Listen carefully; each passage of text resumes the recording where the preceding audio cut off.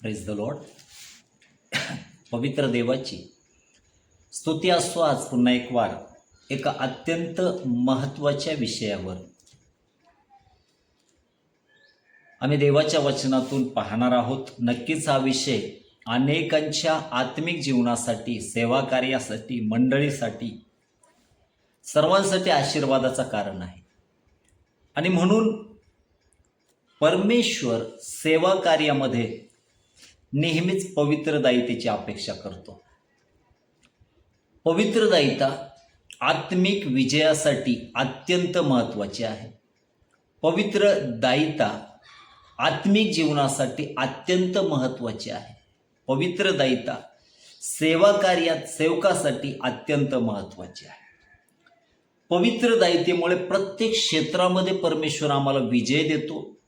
परंतु जिथं पवित्रदायिता संपते त्यावेळेस आत्मिक रीतीने आमच्या जीवनावर हल्ले व्हायला लागतात.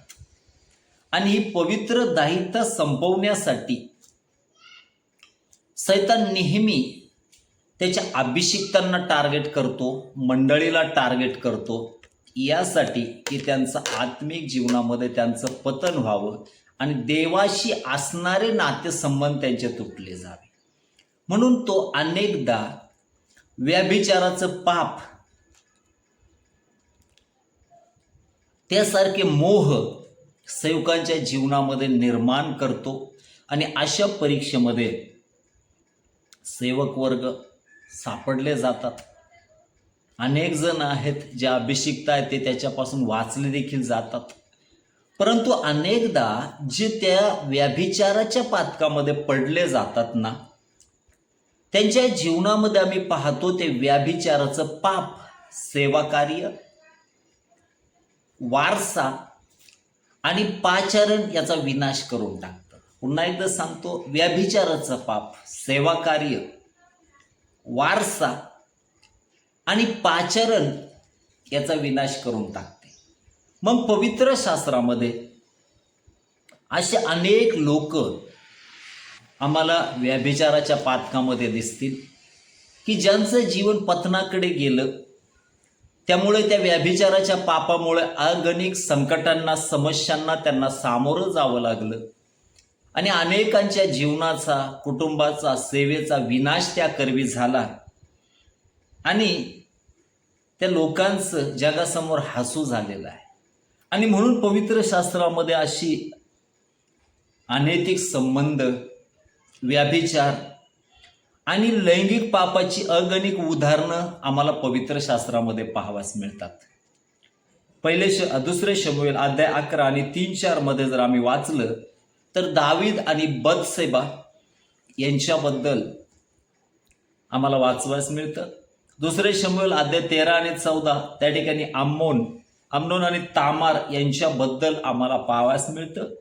त्यानंतर आम्ही पाहतो पवित्र शास्त्रामध्ये शमशोन आणि दलीला शास्त्रे 16:4 मध्ये आम्हाला ते पाहावयास मिळतं. त्यानंतर जर आम्ही पाहिलं तर पवित्र शास्त्रामध्ये उत्पत्तीचं पुस्तक अध्याय 19 3 ते 36 वचनामध्ये लोट आणि त्याच्या 2 कन्यांनी बापाशी केलेला व्यभिचार तो आम्हाला पाहावयास मिळतो. त्यानंतर जर आम्ही पाहिलं तर अबशालोम दाविदाच्या उपपत्नीशी जडला, याबद्दल पाप आम्हाला त्या ठिकाणी पाहायला मिळतं. नंतर रौबेन बिल्हा हिच्या जवळ जाऊन निजला असं म्हटलं गेलंय उत्पत्ती 35 आणि 22 मध्ये. त्यानंतर आम्ही जर पाहिलं एका कसबी स्त्री बरोबर एका यहुदी व्यक्तीने केलेला व्यभिचार आम्हाला पाहावयास मिळतो. त्यानंतर जर आम्ही पाहिलं तर पोटिफरची पत्नी जिने यौसेपाबरोबर अनैतिक कर्म, व्यभिचार करण्याचा प्रयत्न केला. तसंच आम्ही पाहतो लेवीच्या उपपत्नी बरोबर बन्यामीन वंशाच्या लोकांनी केलेला व्यभिचार, अनैतिक कर्म, त्याचा उल्लेख आम्हाला पवित्र शास्त्रामध्ये दिसतो. त्या व्यतिरिक्त आम्ही जर पाहिलं तर हेरोद याने त्याच्या भावाची पत्नी हिच्याशी केलेला अनैतिक व्यवहार आम्हाला पाहावयास मिळतो. त्याच प्रकारे आम्ही पाहतो ज्यावेळेस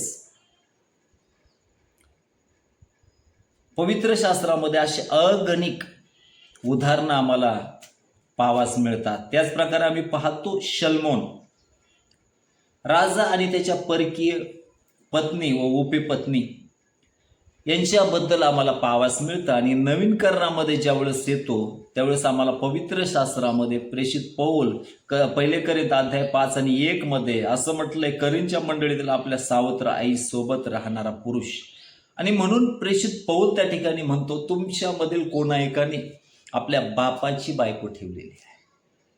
जर या परिस्थितीमुळे त्यांचं सेवाकार्य नष्ट झालं, त्यांच्या जीवनाला अगणित संकटातून जावं लागलं, अनेक समस्यांना त्यांना सामोरं जावं लागलं, त्याचं कारण हे आहे, कारण ते लैंगिक पापामध्ये होते, ते व्याभिचारामध्ये होते आणि त्यामुळे त्यांच्या जीवनामध्ये महत्वाची दुःखदायक गोष्ट घडली, देवाशी असलेला त्यांचा नातेसंबंध तुटला गेला.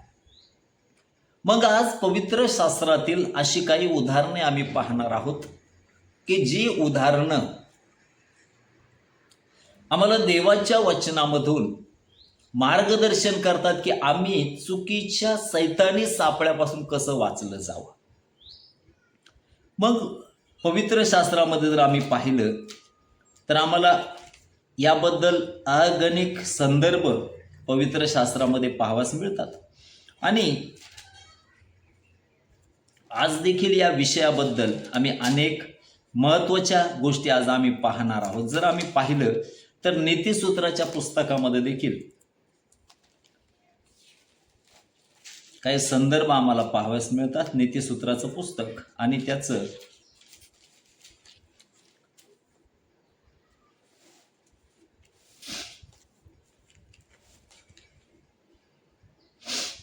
अध्याय 7 आणि त्याचं 4 पासून पुढं जर पाहिलं तर असं म्हटलंय,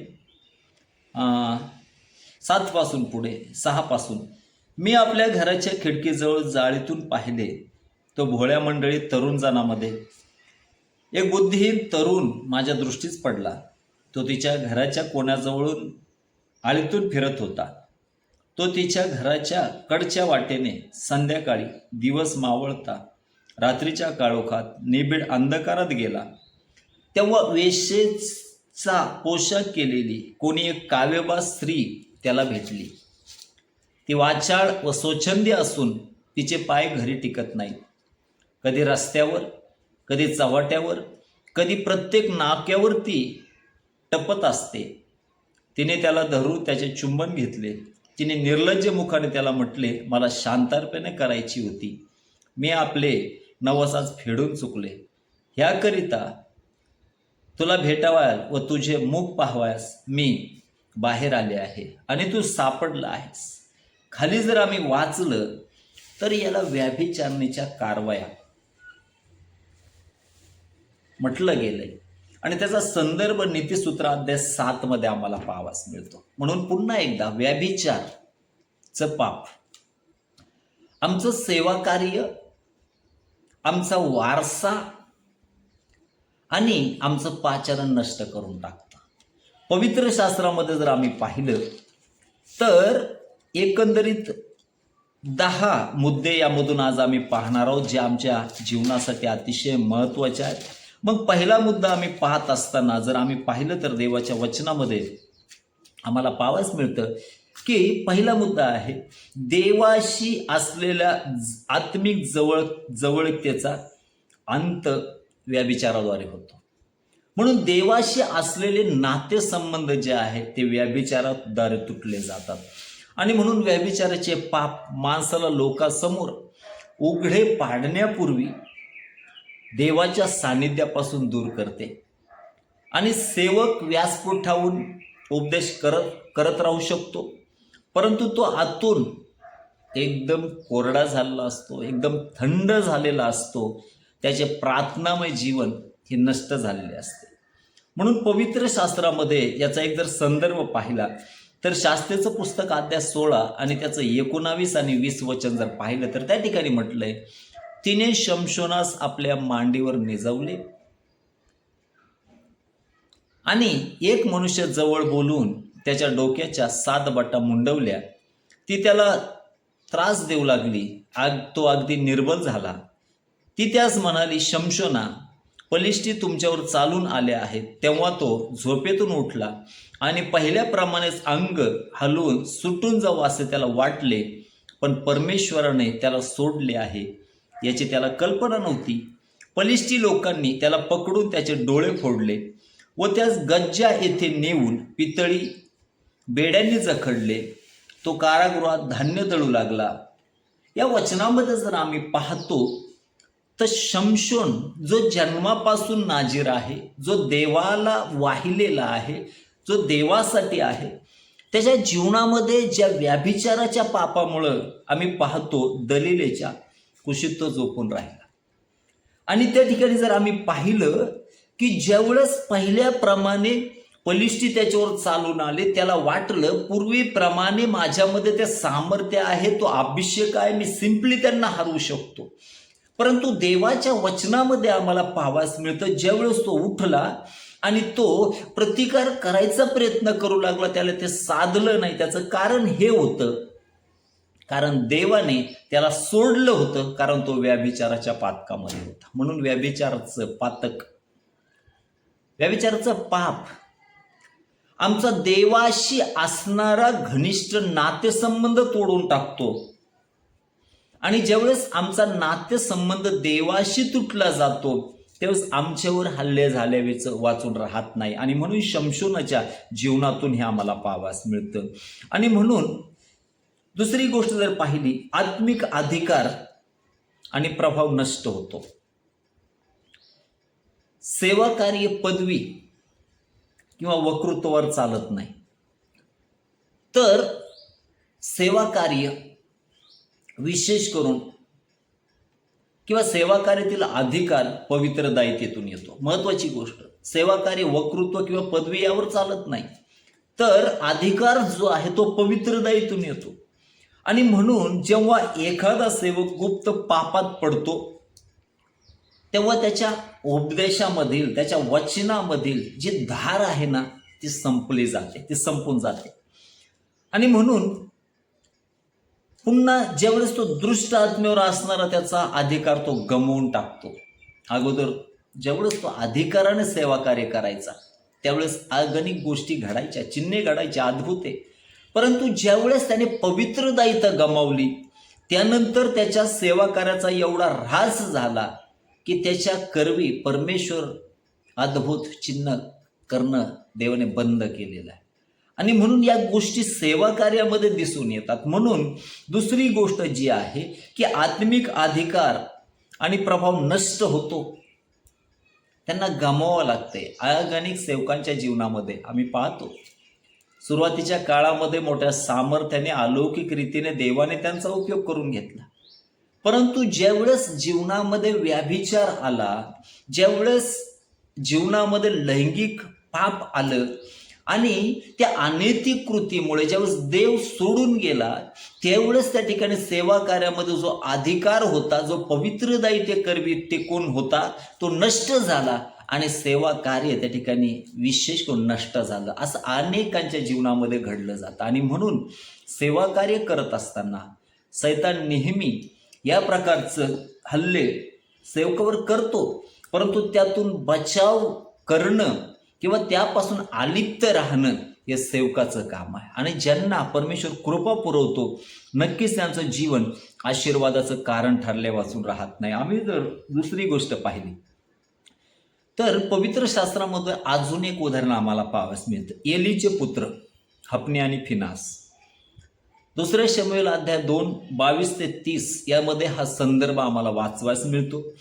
आणि त्या ठिकाणी म्हटलं ते दर्शन मंडपाच्या दाराशी सेवा करणाऱ्या स्त्रियाबरोबर व्याभिचार करत असे. परिणामी इस्रायल लोकांच्या मनातून त्यांचा आदर संपला आणि देवाने त्यांना मंदिराच्या अधिकारातून काढून टाकले. हफनी आणि फिनास हे वास्तविक एली याजकाचे पुत्र आहेत आणि ते याजकपण देखील करत आहेत. परंतु तरी देखील यांच्या जीवनाचं ज्यावेळेस आम्ही अभ्यास करतो किंवा वाचन करतो त्यावेळेस त्यांच्या जीवनामध्ये आम्हाला व्याभिचाराचं पाप दिसतं. आणि ते देखील कुठं त्या अशा ठिकाणी की ज्या ठिकाणी देवाची उपस्थिती आहे, दर्शन मंडपामध्ये त्याच्या द्वाराशी असणाऱ्या स्त्रियांशी त्यांनी अनैतिक वर्तन केलं, व्यभिचाराचं पातक केलं. आजही अनेक मंडळामध्ये सेवक असतील, सेवकांची मुलं असतील, त्यांचं देखील अनेकदा अशा प्रकारचे अनेकांशी अनैतिक व्यभिचाराचे संबंध प्रस्थापित झालेले असतात. आणि त्याच प्रकारे आम्ही पाहतो अनेकदा सेवकाचे विश्वासणाऱ्यांबरोबर, विश्वासणाऱ्या स्त्रियांबरोबर अनैतिक संबंध असतात, व्यभिचाराचे संबंध असतात. त्याच प्रकारे आम्ही पाहतो विश्वासणाऱ्याचे देखील विश्वासणाऱ्यांशी अनैतिक संबंध असतात. वर्शिप लीडर्स असतील, त्यांचे मंडळीतल्या कोणाशी तरी अनैतिक संबंध असतात, व्यभिचाराचे संबंध असतात. जसं प्रेषित पौल करीनच्या मंडळीला म्हणतो, तुम्हातील कोणा एकाने आपल्या बापाची पत्नी ठेवली आहे, उपपत्नी ठेवली आहे. किती दुःखदायक या गोष्टी आहेत.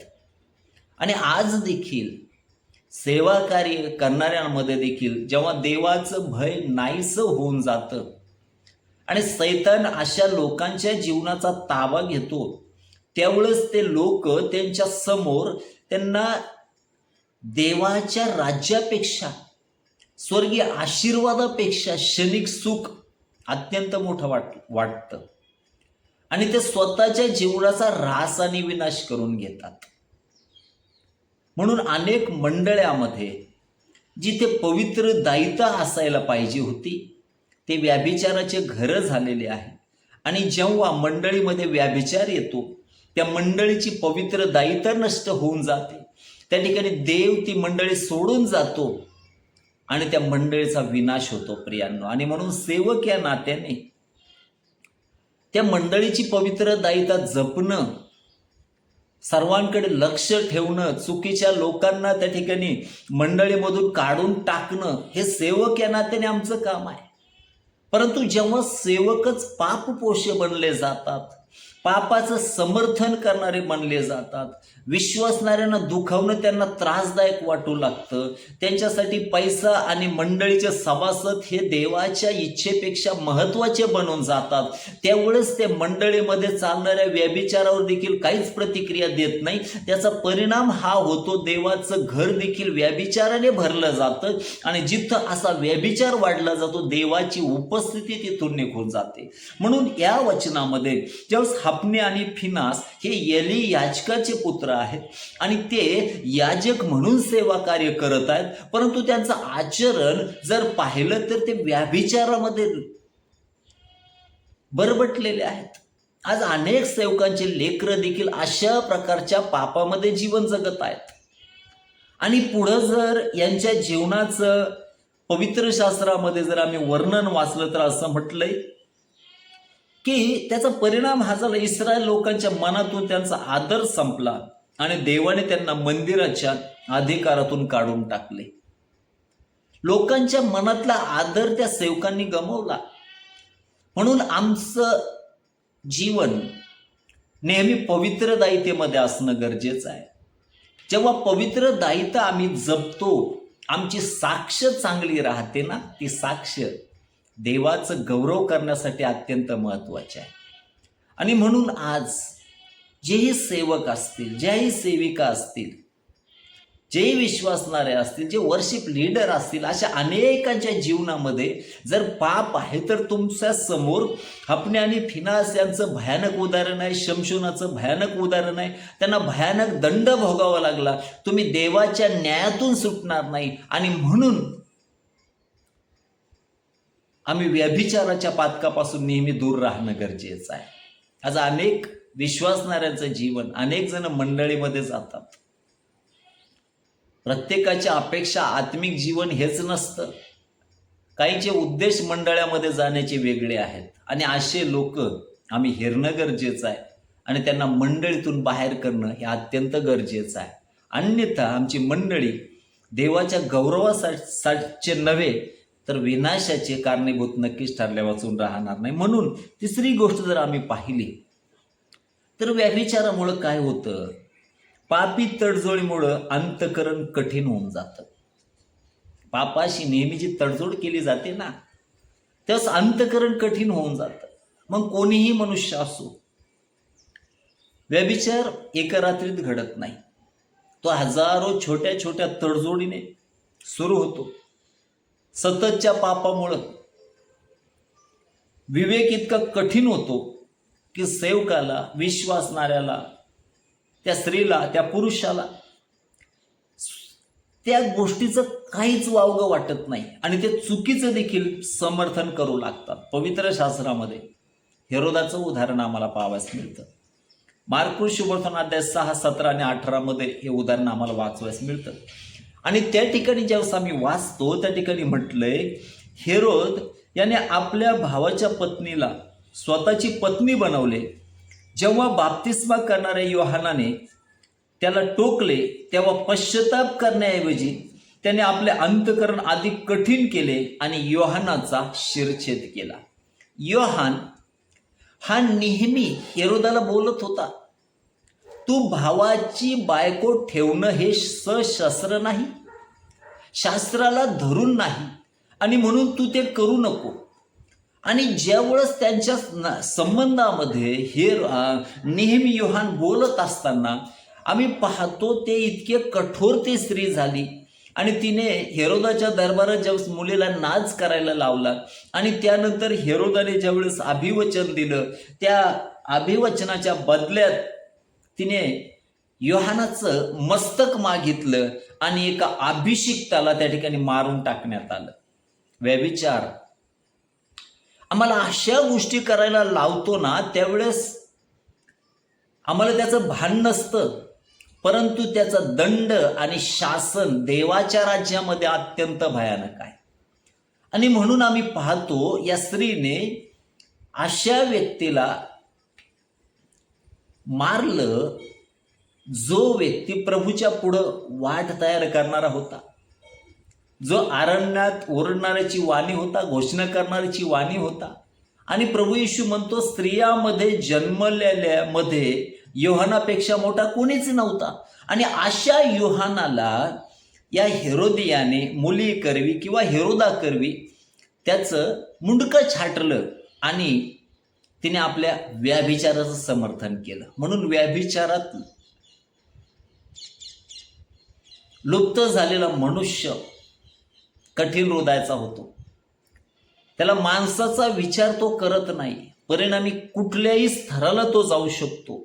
म्हणून व्याभिचार विशेष करून आम्ही पाहतो आम्हाला विनाशाकडे घेऊन जातो आणि दैवी न्याय आमच्यावर आल्या वाचून राहत नाही. चौथी गोष्ट जर आम्ही पाहिली तर कौटुंबिक शांतता आणि वारसा व्याभिचाराकरवी नष्ट होऊन जातो. कौटुंबिक शांतता आणि वारसा नष्ट होऊन जातो. व्याभिचार केवळ सेवकाचा नाश करत नाही, तर तो त्याच्या संपूर्ण कुटुंबाला उद्ध्वस्त करतो.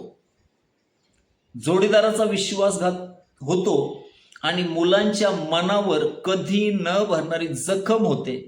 मुले अनेकदा देवापासून दुरावली जातात. पवित्र शास्त्रामध्ये 2 शमूएल अध्याय 10 या ठिकाणी आम्हाला दावीद राजाचं उदाहरण पाहावयास मिळतं. या दाविदाने बत्सेबाबरोबर व्यभिचार केला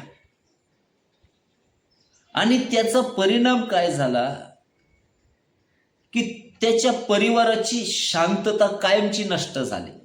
देवाने जरी त्याला क्षमा केली, परंतु दाविदाने आपल्या परिवाराच्या मध्ये असणारी शांती जी आहे ती गमावली.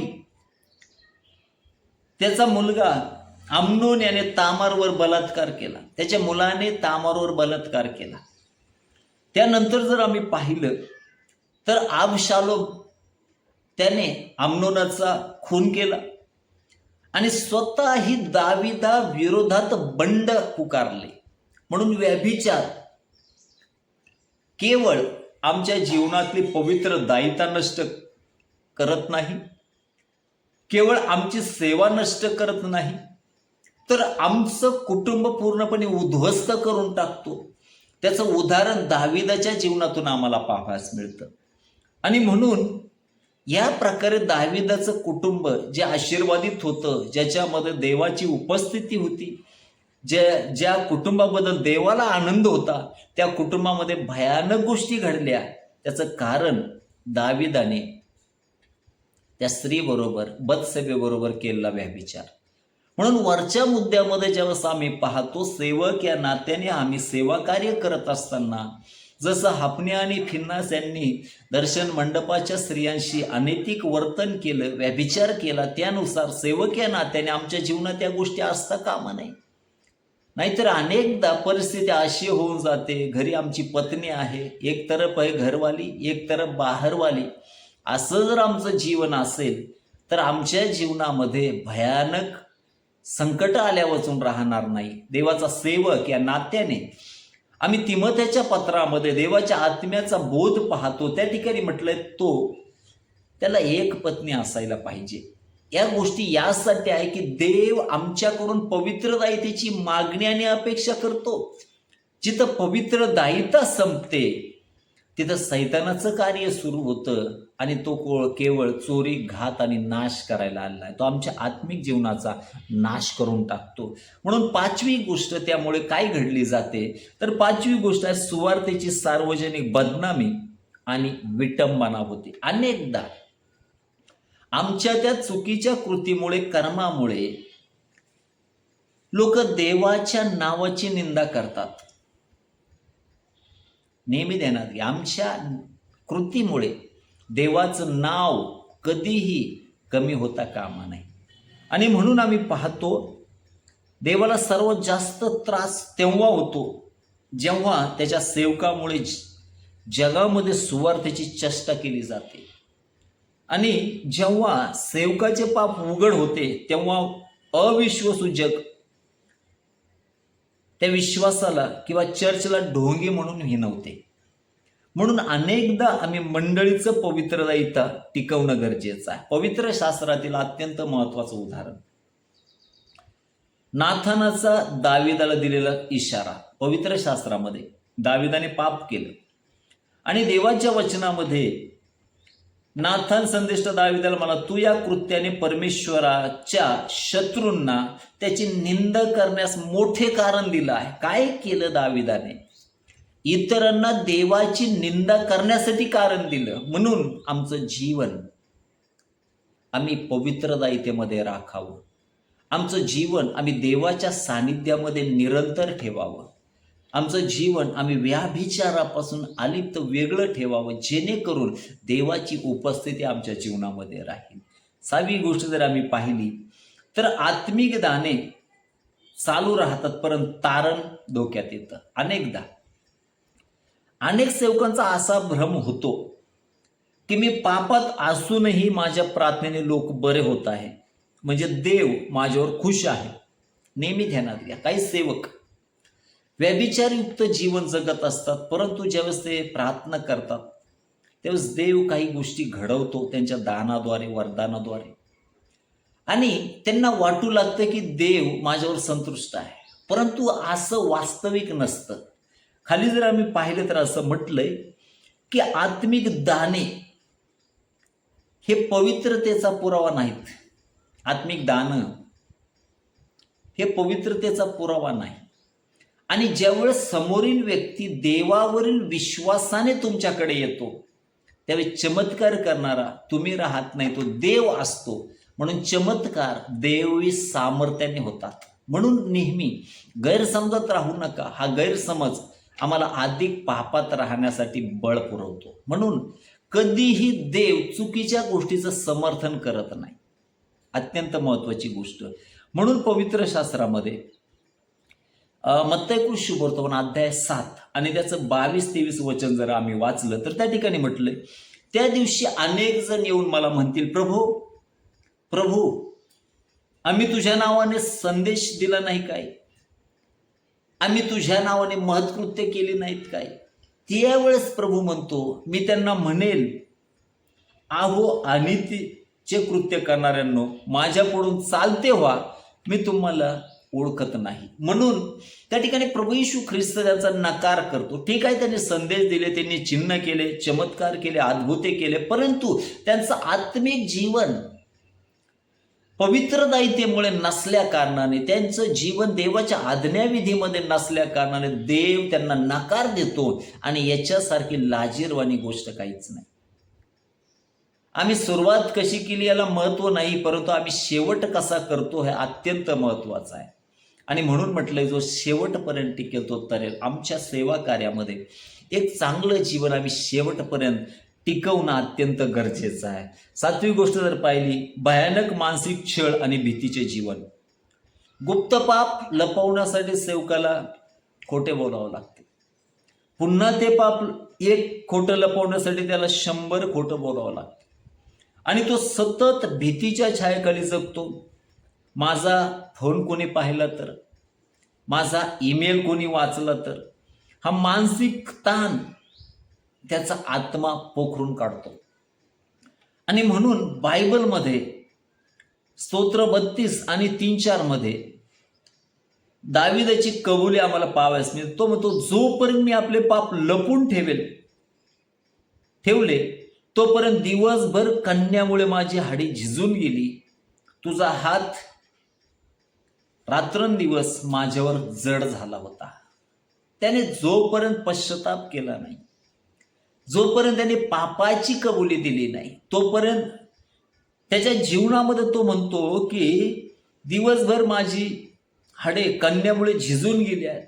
भयानक त्रासातून दाविदाला जावं लागलं. म्हणून आमच्या जीवनामध्ये आम्हाला भयानक छळ आणि भीतीच्या जीवनाला सामोरं जावं लागतं त्या व्यभिचाराच्या पातकामुळे. म्हणून 8वी गोष्ट जर आम्ही पाहिली, आर्थिक आणि व्यावहारिक पतन. नीतिसूत्राच्या पुस्तकामध्ये स्पष्टपणे म्हटलं आहे, व्यभिचार माणसाला कंगाल करतो.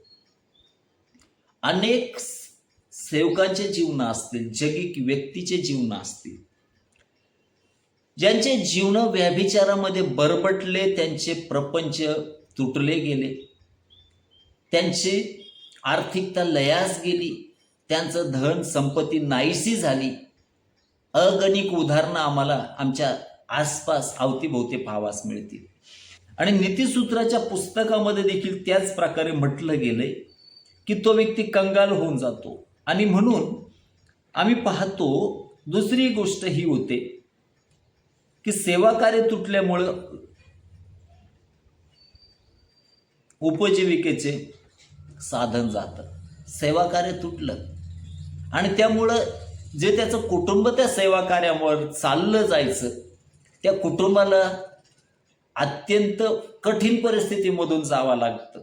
का? कारण त्याने चुकीचा निर्णय घेतला.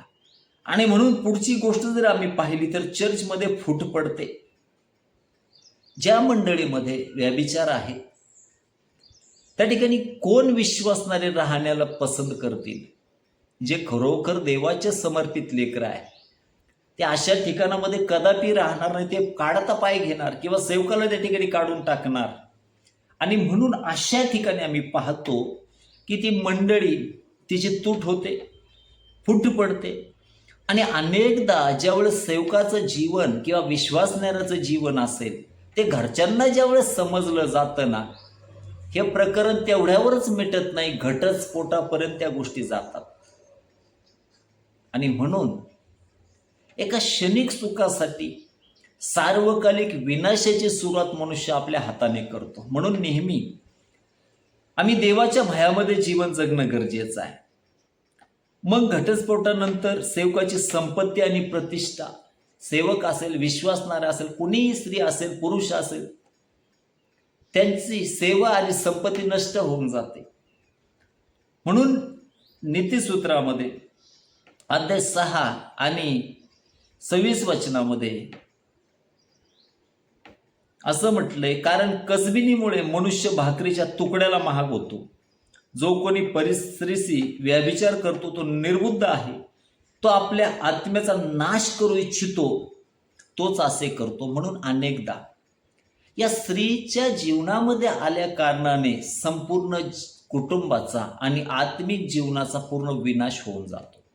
म्हणून व्यभिचार अत्यंत भयानक आहे प्रियांनो. नवी गोष्ट त्या ठिकाणी आम्हाला पाहावयास मिळते. भूतकाळातील सर्व चांगल्या सेवेवर पाणी फिरलं जातं. अनेकदा मागील काळामध्ये आम्ही चांगली सेवाकार्य केली असेल, कदाचित 10 वर्ष, 20 वर्ष, 30 वर्ष, परंतु त्याचा एक वेळचा व्यभिचार त्याचा मागचा सर्व इतिहास पुसला जातो आणि तो एक क्षण त्याचं जीवन कलंकित करून टाकतो.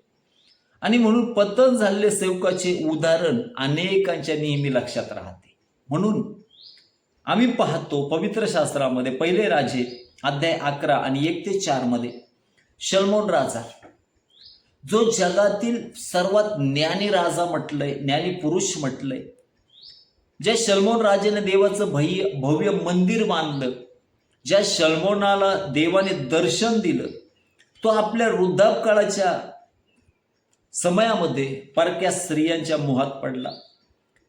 त्याचा या व्यभिचारामुळे आणि मूर्तीपूजेमुळे देवाचा राग त्याच्यावर ओढवला गेला आणि त्यानंतर इस्रायल राज्याचे 2 तुकडे झाले. म्हणून व्यभिचार आम्हाला विनाशाकडे घेऊन जातो प्रियांनो. म्हणून 10वी गोष्ट, तर मग आम्हाला काय मार्ग आहे? तर यातून सुटण्यासाठी एकच मार्ग आहे. जसं स्तोत्र 51 मध्ये दाविदाने खरा पश्चाताप केला आणि देवाने त्याला त्याच्या पापाची क्षमा करून टाकली. खऱ्या पश्चातापाविना परिवर्तन नाही. खऱ्या पश्चातापाविना देवाशी बिघडलेले नातेसंबंध पुनर्स्थापित होऊ शकत नाही. आणि म्हणून आम्हाला पश्चातापाची अत्यंत गरज त्या ठिकाणी आहे. म्हणून आम्ही ज्यावेळेस बायबल आम्हाला सांगते देवाकडे क्षमा उपलब्ध आहे, परंतु क्षणिक वाईट वाटणं हे पुरेसं नाही. तर पाप उघडकीस आल्यामुळे रडणं याने क्षमा मिळत नाही. तर मग त्यासाठी सेवेचा हव्यास सोडून पूर्ण पारदर्शकतेने देवाच्या चरणाजवळ यावे. बायबलमधील एक उदाहरण अत्यंत महत्त्वाचे आहे. त्यापैकी पेत्र आणि यहुदा यांच्यातील फरक. यहुदाला त्याच्या पापाचा पस्तावा झाला आणि त्याने आत्महत्या केली. यावेळी पेत्राने येशूला नाकारल्यानंतर देखील खरा पश्चाताप केला. तो ढळढसा रडला, त्याने पुन्हा पाप केलं नाही. म्हणून प्रभूने देवाने त्याला पुनर्स्थापित केलं. म्हणून विश्वासणारे असतील, सेवक असतील, वर्शिप लीडर असतील, सेविका असेल, स्त्री असेल, पुरुष असेल, देवाचा त्यांच्यासाठी अंतिम एकच उपाय, जार कर्मापासून, व्यभिचारापासून पळा.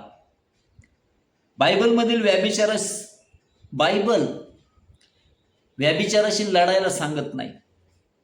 तर ज्या प्रकारे योसेफ पोटिफरच्या पत्नीपासून त्याने पळ काढला, त्यानुसार पळ काढण्यासाठी सांगतं. म्हणून पवित्र शास्त्रामध्ये प्रेषित पौल देखील तिमोथेला म्हणतो, तरुणपणाच्या वासनापासून मार्गदर्शन करतो, दूर राहण्यासाठी सल्ला देतो, पळण्यासाठी सल्ला देतो.